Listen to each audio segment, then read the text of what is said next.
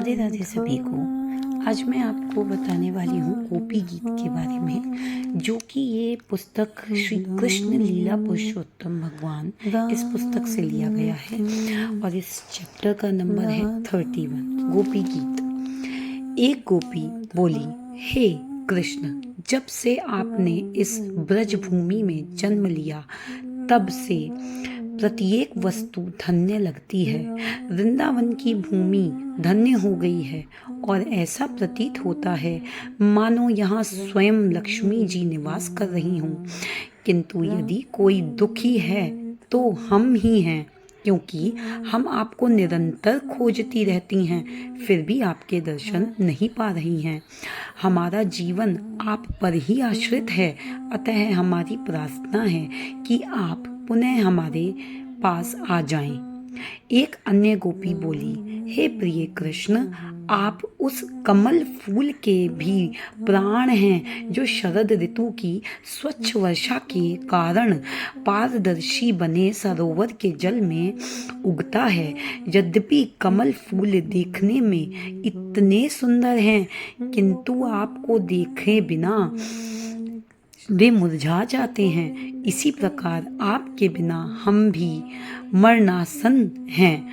वस्तुतः हम आपकी पत्नियां तो नहीं हैं, किंतु आपकी दासियां हैं। आप हम पर एक छद्दाम भी नहीं खर्चते, फिर भी हम आपकी चितवन मात्र के प्रति आकृष्ट हैं।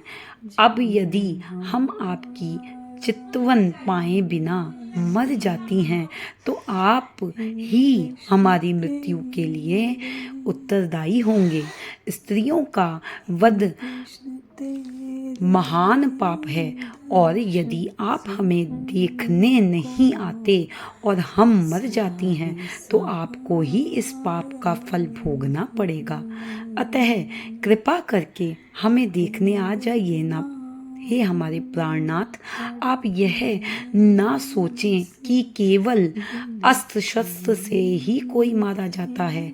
हम तो आपके अभाव में मरी गई हैं, मर रही हैं।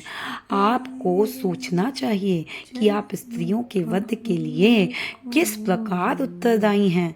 हम आपके प्रति सतत कृतज्ञ हैं, क्योंकि आपने हमारी कई बार रक्षा की है।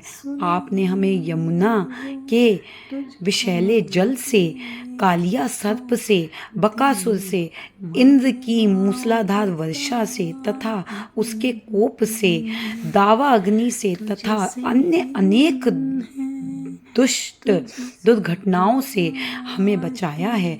आप सबसे महान तथा सर्वशक्तिमान हैं। यह आश्चर्य की बात है कि आपने हमें अनेक संकटों से बचाया है, किंतु हमें आश्चर्य हो रहा है कि इस अवसर पर आप हमारी अपेक्षा क्यों कर रहे हैं नाथ। की बात है जब श्री कृष्ण के बिना सभी ही गोपियां बहुत व्याकुल हो गई थीं, लेकिन ये गोपियों के घमंड की वजह से ही श्री कृष्ण उनके बीच में से अंतर्ध्यान हो गए थे।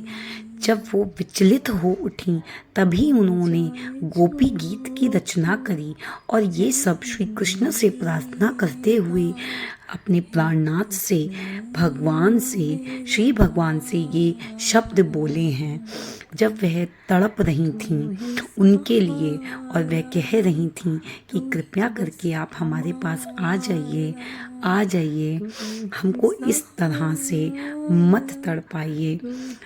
तब भगवान पुनः फिर एक बार